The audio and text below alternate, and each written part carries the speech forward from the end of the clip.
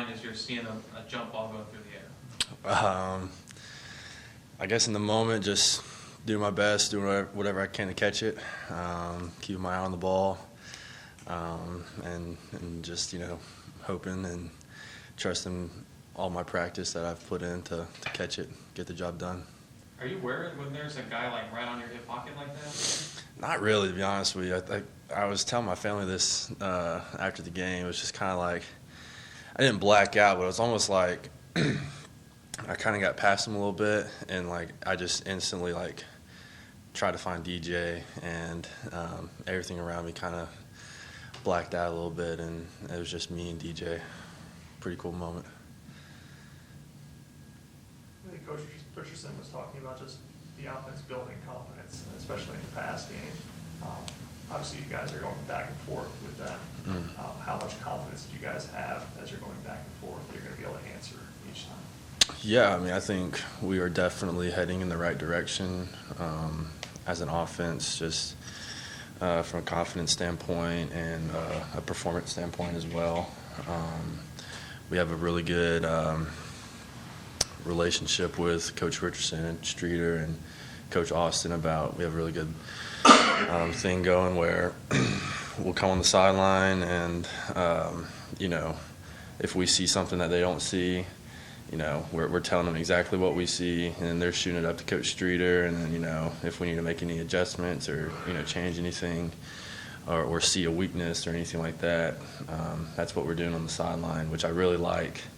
We have really good communication between the players and the coaches, but I think we're definitely heading in the right direction just from all the work we put in this offseason from a passing game standpoint. It's really starting to come to light, and that's exciting to see.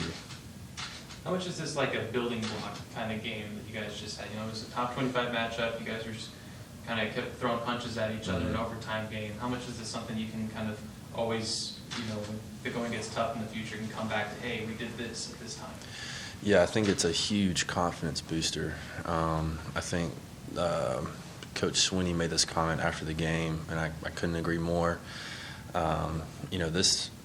This past week's game is one of those games that you look back at the end of the season and be like, man, that was just, something you won't forget, and that was just kind of something that got you over the hump maybe, or just something that really sparked you even more. You think about, I think it was 2018, the Syracuse game. That was a crazy game, came down to the wire. Chase Price had to step in. A game like that, really just kind of sparks your offense and sparks your team, gives a lot of confidence. And so, yeah, I think this is definitely a game that you'll look back and just be like, man, just the amount of confidence it gave us. And, now we know. And I think we knew this, but there's a difference from knowing, actually going out there and doing it. Just we will go down, we'll play 60 minutes or however long it takes. But we know as a group, as long as we're clicking and on the same page, no one can really stop us. So it's a good confidence booster. DJ, after the game, referred to you as a 10-year pro in the making. How has y'all's relationship evolved over time, especially within this season? It's been really good. That was a very nice comment from him. But I love DJ. I think what he brings to the table and what he brings to the offense and as a team, is something huge. He's a huge piece into just the success of this team, not only the offense, and the relationship with me and him has been really good. We've really gotten to know each other over the off season and last year, just from last year till now, we've gotten closer, just from more of a personal standpoint, not even football. And football, and because of that, I feel like that's kind of helped our football relationship as well, if that makes sense. But man, I would go to war for that guy any day of the week, and I love that guy. Davis, you were talking about the mindset of what this game can do, what last week's game can do for you guys. Does remembering anything about last year's NC State game, does that come to the forefront this week? Yeah. I think you Coach Sweeney always says you got a windshield mentality, and that's big. But kind of in the back of your head, we went there last year and didn't get the job done, and you don't want to do that again, And so that definitely would be in the back of my head, I know. But we got to focus on what we have to focus on this year, and this year there's new challenges, and so really, especially today, this afternoon, and throughout the week, really focus on what we got to clean up and put our best foot forward Saturday. What do you think about what Jake's been able to do, and why are you guys good for each other? Man, Jake's special. He is a really special player, and I was so happy for him Saturday. He put up high school numbers. That's what I told him. He had a high school game out there, 6 catches and whatever. But I was super excited for him. I think we kind of help each other's strengths and weaknesses a little bit, if that makes sense. Jake is a really, really, really talented route runner, and I'm learning something new from him every day in that standpoint, and I feel like I can help him in the run game a little bit. Just not that he needs help, but just I feel like if I can give tips, and we kind of bounce ideas off each other. It's like hey, I saw you run this route, and maybe if you would have done maybe this, that might have helped you in that route, during practice or something. And if I see something in the blocking game, and maybe I can just give a little tip about his technique. That just bouncing ideas off of each other has really helped us a lot. But yeah, I'm super excited for him. He's going to have a great season. He's going to continue just to ball out. I'm confident in that, and he's got an extremely bright future here. Night game, top 10 matchup, college game day coming. Just describe to me the kind of atmosphere you guys are getting ready for this game. Man, it's exciting. It's really exciting. I was telling my family this the other day too, that I think it might be like the first true college game day experience I've had here at Clemson. Just with I think college game day came my sophomore year for Miami, but that was COVID, and that was kind of a little wacky. But I'm excited personally. I think it's going to be really good. I think we'll feed off of the energy Saturday night, and I look forward to it. Everybody talked about the light show that went on against Louisiana Tech. Now, probably been more the same. What was your perspective of that, and your thoughts on a little different entrance into Death Valley for you? I loved it. I thought it was really cool.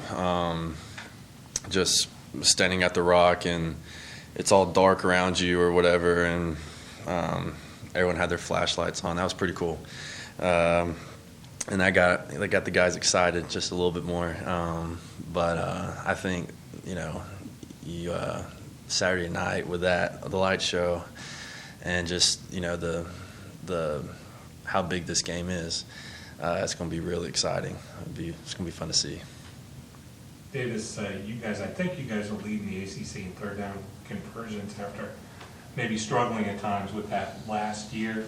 How have coaches kind of emphasized to you guys that, hey, that's an area that we need to pay more attention to? And is that an easy fix? Because, I guess theoretically you all should be executing perfectly all the time.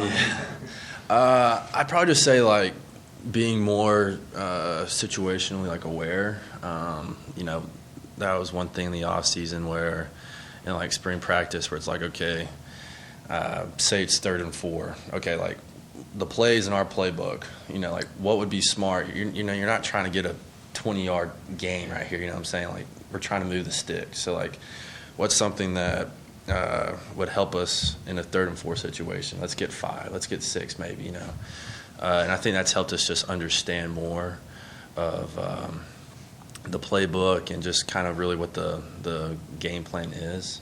And I really do think that's been the biggest thing. We know, okay, all right, 3rd and 4, all right, we know what we're kind of expecting the call to be from the sideline. And we also understand, hey, no matter what, if the ball's in our hands, we've got to get the sticks, no matter what, if we're behind or ahead. So I think that's been the biggest thing. Speaking of NFL tight ends, we know that the best offenses have a Gronk or a Kelsey or a Ertz or a Kittle or somebody. Is there a player that you watch in the league that you're yeah, I think I'm this guy or I could be this guy one day? I loved watching Gronk just because he was exciting to watch, and I think he's a pretty funny dude off the field. I'll say this: I loved watching Jason Witten growing up. I don't know why. I mean, I didn't really play tight end growing up. I played linebacker, but I just kind of liked how he played the game. He was a big body and, did blocking, and when he had to catch you to make a play, he could do that too. And so I still watch his highlights every now and then. But someone now, I mean, I like how Kittle blocks. I think Kittle really, he's just like a big energy guy when it comes to blocking. And I like Dallas Schultz from Dallas. I just like how he plays in both run and pass games. So. Talk about being a linebacker. I think a lot of people talk about your ability to block as a tight end, but we saw you catching some passes in that situation. How have you developed that ability, do you think, over the last few years? Well, I mean, I feel like I've always been able to catch. In a way, I whenever they did throw it to me in high school, I played slot receiver. Like, that was my offensive position, was slot receiver and then tight end. And so I did play offense, but I was mainly just a defensive guy. I mean, I think just knowing the fact that, like, going into my freshman year here, like, I knew, like, okay, like, I've got to be able to catch the ball too. And so that's really just been an emphasis of every offseason. I kind of, my thought process is, like, every offseason, I've got to get better in every area.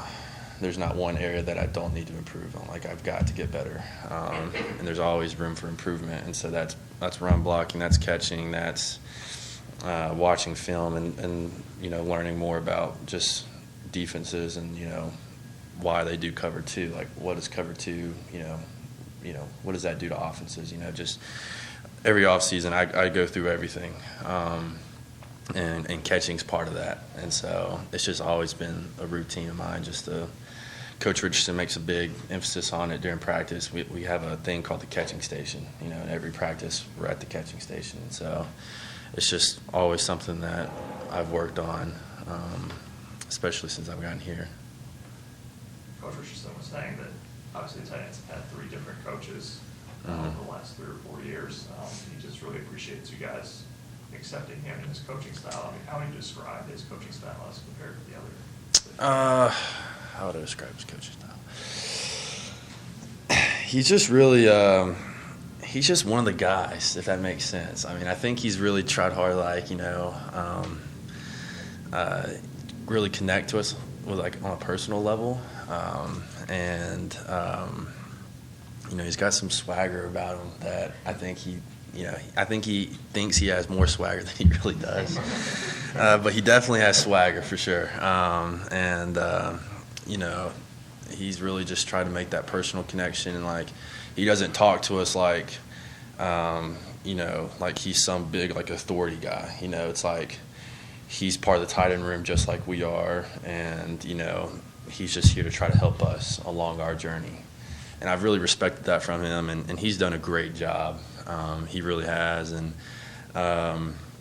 it's easy to play for him, if that makes sense. I mean, just you can tell that he cares, and it's really easy to play for him. And he's really helped us in both the run and pass game. I mean, really in the pass game. I mean, he's really smart in the pass game, like really smart. And the ideas he brings to the table is, really good ideas. And I think, I really don't think he'll be a tight end coach in 10 years. I think he'll be higher up. I really do. But I think the main thing is probably the personal connection. Just he's really, made a bond with each and every one of us, that I respect. At least at first, how much did you have to coach him? Not really a whole lot, to be honest with you. I mean, he was here 7 years or something before he got the tight end job. So, I mean, he kind of knows, how it works, and then he brought his own ideas to the table. For the run game, we do talk to Coach Austin a little bit, especially at first, with maybe tips and, little technique stuff, that he might be learning as well. But really not a whole lot. You talked about Coach Richardson's swagger. He said one of the things he really wanted to instill in you guys is not only to have confidence, but carry yourself with some swagger with that confidence too. I'm not sure if you were asking him for tips on swagger, but how does that manifest itself for you guys as if you're trying to kind of sort of, I guess, outwardly show that level of confidence? Yeah, I think he just wants us to believe in ourselves. And I think when, you believe in yourself, like you carry yourself a certain way. And I think that's just what he wants us to show on the field. Like, hey, if you need us to make a play in the run game, we're going to freaking make it. If I need to make that block, I'll make the block. If I need to go make that catch, I can go make that catch, And I think that's really what he's been trying to instill in us, and it's working. I think it starts with his confidence in us, and us seeing how much confidence he has in us has really, helped us. And so I think I answered your question. I think it's just, I think he really just wants us to believe in ourselves and to carry ourselves a certain way, and it's working. You said you blacked out a little bit on the touchdown catches. I guess the hurdle, did you also? My family thought that was pretty funny. I've never hurdled anyone in my entire career, like since I've started playing sports. But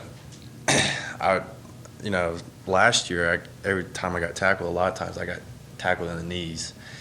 And I was talking about it with one of the coaches, and they're like, man, you really need to start, jumping. And, they're going to keep going for your knees. And I was like, yeah, I don't want that to turn out bad, But it just kind of happened. I remember catching it and turning, and it was kind of weird. It's kind of hard to explain, but, I made eye contact with the corner, and I was just like, you could kind of tell he was going down. I was like, go for it, just hope I don't get hit in the feet and flipped over, but it worked out. So, yeah, it was pretty funny. Did you make eye contact with him after? I did not, no. I did not. No, sir. Anybody on Zoom for Davis? Davis, this is Matt Connolly with ClemsonSports.com. I was just going to ask how the rivalry and kind of series with NC State has grown from when you got here to where it is now. Yeah, I think it's always been a big rivalry ever since I've been here, and especially since we lost last year, there's a little bit more juice with just, we want to perform our best. We want to put our best foot forward. But at the end of the day, it's the biggest game of the year because it's the next one. It doesn't matter if we were playing NC State or someone else. I think we got to keep in mind that it is a rivalry, but at the same time, it's just the next game for us, and it's the biggest game of the year. And we got to treat it like any other game. And I think that's got to be the mindset going into this week. Hey Davis, this is Anna Adams with Clemson 24/7.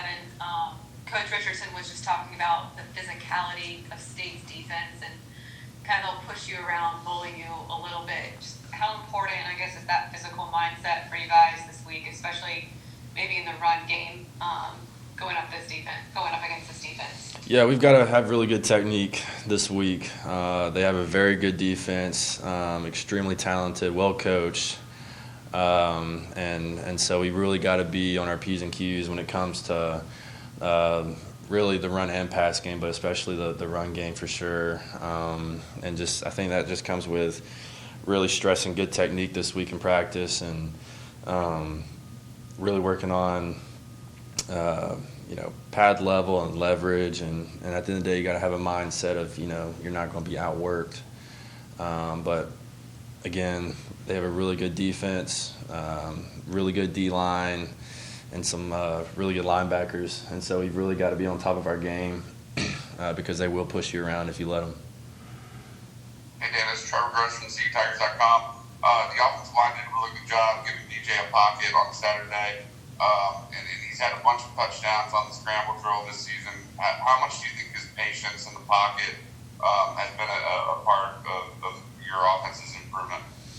Yeah, I think he's done a really good job in that area. you know, I've said this before, I think DJ's just being DJ. And, you know, offense line is doing their job for sure.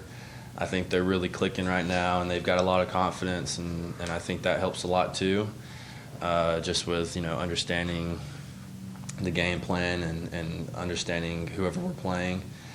But I think, you know, DJ's just being DJ, and, you know, I think everyone's really starting to see what he can do and what we've, as a team, always known that I've always known what he can do. Did Dabo tell you that he recruited Gronkowski and he was close to coming to Clemson? I think he actually did. He made a comment about that. I think when they went to the ESPYs, I think after the national championship or whatever, 2018 or 19, whenever it was, I think he ran into Gronk there, and that's when he told the team about how Gronk almost came to Clemson, which would have been pretty cool. Thanks, Davis. Yeah. Anybody else for Davis? You were talking about you really like that you can communicate to Kyle Richardson some things you're seeing on the field that goes back up the street, or whether it was the Wake Forest game or any of the other games. Can you remember a situation where you saw something and were able to communicate that? It's just little things like maybe if the linebackers are biting hard, like, hey, maybe let's, you know, try to give the same look, but, you know, maybe take a shot, you know, do something that makes them trigger on their read really hard, and then, you know, try to trick them in some way, you know, or, you know, maybe a defensive end's really shooting the gap, crossing face, like pinching hard. So let's do something where maybe we give DJ the chance to read him, you know, and if he pinches down, maybe we can, you know, DJ can keep it, you know, something like that. Just little details like that is what, you know, is usually communicated. All right. Thank you, Davis. Next up is going to be Nate Wiggins.